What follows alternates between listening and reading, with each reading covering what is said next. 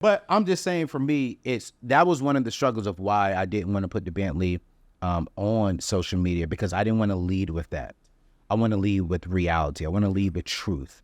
I want to lead with like, hey, if you steward your money, if you budget your money, if you really manage your money well, track your money well, start a business and steward that well, you will be successful. But what we do see within this millennial and younger generation is, hey, I got the car. Hey, if you want to get this, then let me teach you this. And we got to be very, very careful with truth, reality, and fakeness. And that's something that I am, even myself, trying to make sure that I watch, that I'm doing, because some people may not understand what I'm doing. So even certain things I will not put on social media. But there's another side to it I need you to untap. When you look at people like Country Wayne, who has built literally an empire on social media. So there are pockets of hope. Yes. Is there a way you think that has sustainability of economic growth through social media? Absolutely. I mean, I'm on social media, and that's my number one paid platform. When you look at YouTube, when you look at podcasts, when you look at Instagram and TikTok, I mean, that is a 7-figure business for me. Wow. Just that alone, right? And so for me, when I look at Country Rain, I love what he's doing with taking his skits. I love how he's just being himself, and not just himself, but he's bringing on other people and making them 7 figures as well. So I do believe that there is a way to make money on social media. And I believe parents watching this right now, if their kids are going on social media saying, hey, I'm going to win over here, do this on YouTube, encourage it, because it is a business that can be profitable. But I think getting the right wisdom, like a Country Rain, like yourself, like me, I think we could definitely win on it.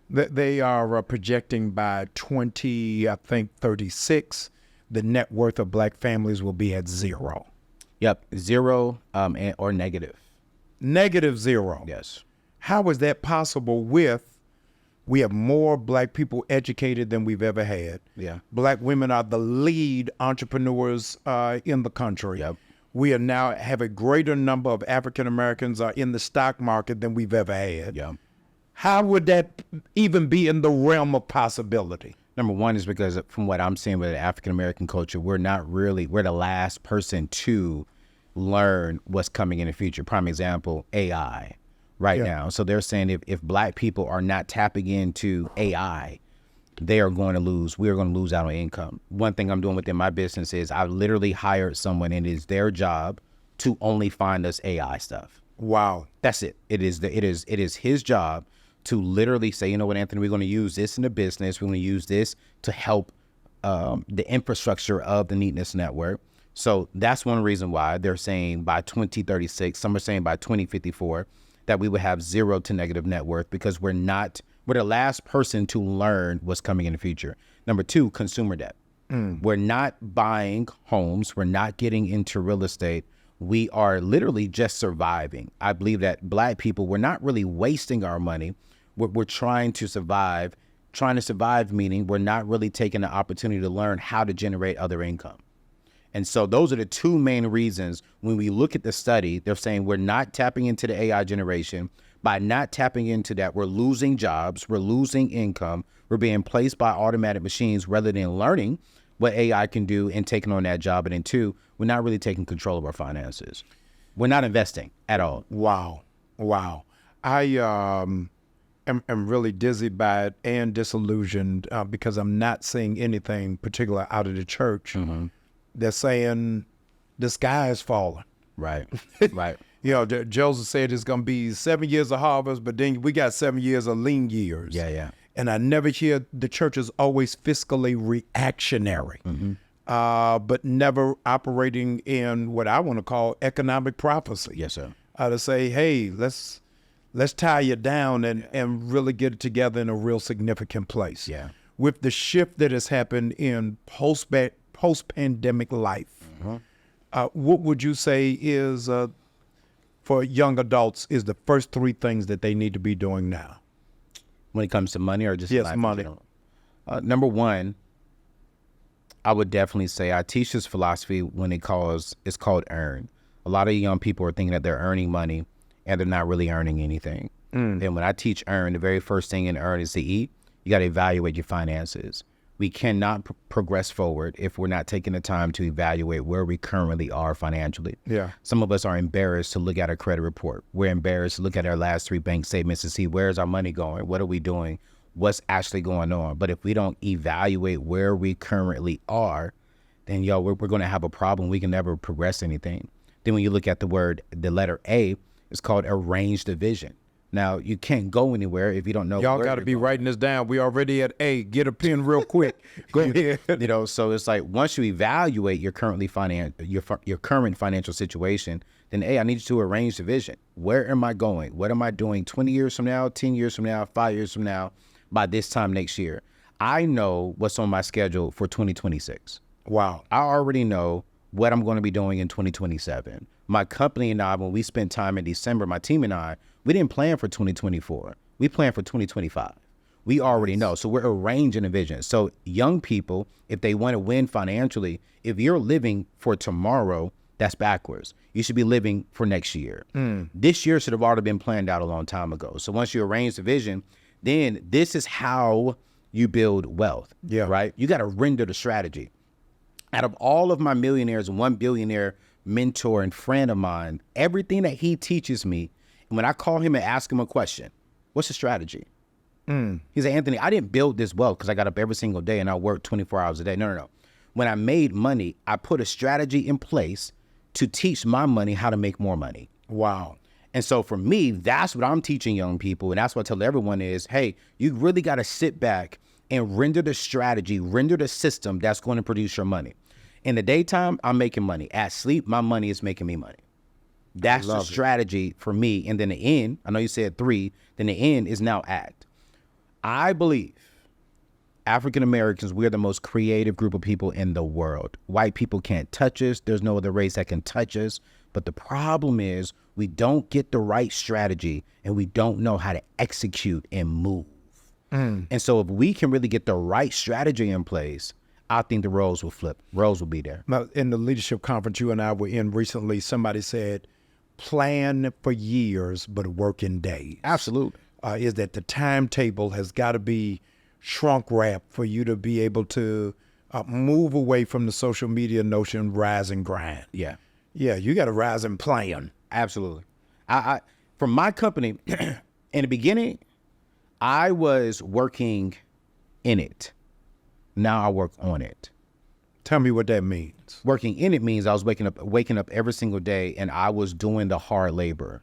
Now I have people who work in it. I'm up top and I'm casting vision. Yeah. This is where we're going to be at 2025, 2026, 2030, 2036. I'm at the top dreaming, having a vision, not just in the business, but even for my own personal life as well. Yeah. So I bought some real estate recently in Dubai and I said, when I get married, I want to move to Dubai for a year, live and experience God in that area. I'm already thinking about 5 years from now, right? Did you see that Dubai release yesterday? Yes, sir. I saw it. Currency that's in gold. Yes, sir. Yes, sir. That you can't use it in a store. Can't use it in the store. You just have it. I'm digressing. So go right ahead. Yeah. But there's so much to life. And so for me, when I wake up every single day, I reset. Everyone celebrates January 1. I celebrate July 1st. That's my birthday.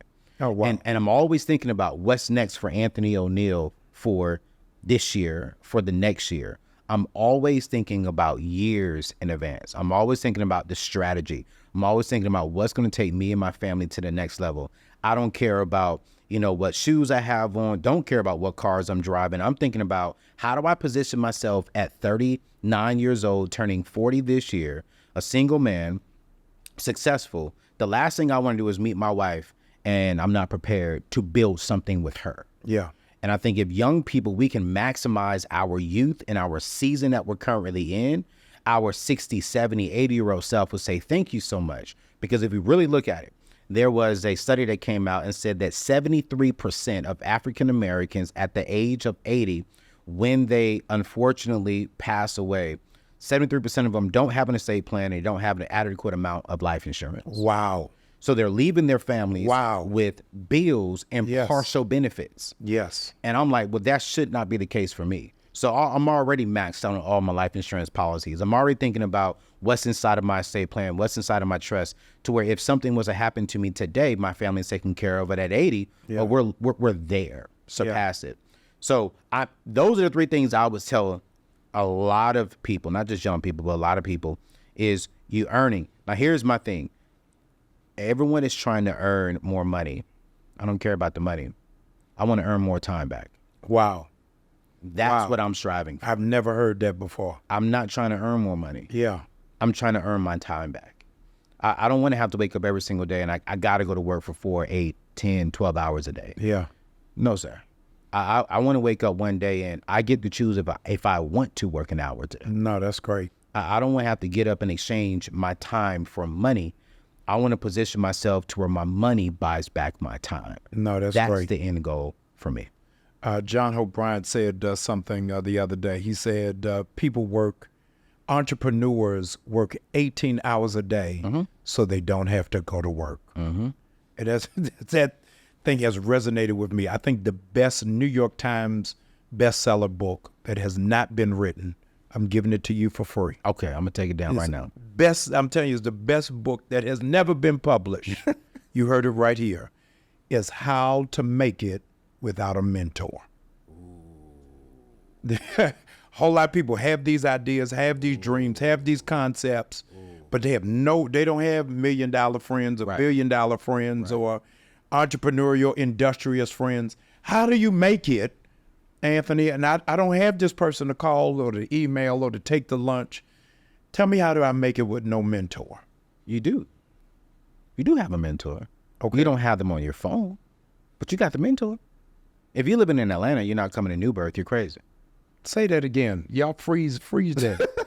Yeah, I'm serious. Yes. Like, if you're living in Atlanta and you're saying, I need a spiritual father, I need a spiritual mentor, and you're not coming to Atlanta, you're crazy. Here's why. I don't have to talk to you on the phone to get your anointing, to get your touch, to get your wisdom. You preach it every single Sunday. Wow. You're talking about it on the podcast. You're giving me the information.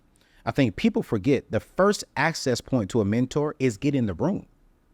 Just get in the room. Yeah. Once you get in the room and you steward that room well, God will get you closer and closer and closer when you need to be. Yeah. Oftentimes we miss out on mentors because we think we miss out because I can't physically touch or physically call Dr. Jamal Bryant. Yeah. But that's crazy. Yeah. You know, I knew you for years before I met you. Yeah. I didn't get to talk to you until I got into the room. Yeah. When I got into the room and God saw fit for you to be in my life specifically, that's when it happened. But God is not going to just say, you know what? I'm going to put Dr. Jamal Bryant on your heart. And I'm just sitting out there on the street. No, I had to get inside the room. I think a lot of people miss that opportunity. Get in the room, listen to the podcast, read the book. When they have a conference, get to the conference. And from there, allow God to open up those doors. Yeah, you got to have what I call remote control mentors. Absolutely. Those are people you connect with.